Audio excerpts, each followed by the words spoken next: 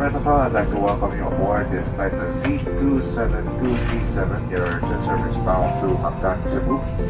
For the flying details, planned flight time would take 3 hours and 21 minutes with a total distance of 1,378 air miles. Weather reported over Singapore is relatively good, and over en route we'll be experiencing light to moderate turbulence, and we'll be turning our seatbelt signs on as we experience this turbulence and taxi passenger seatbelt for your own safety.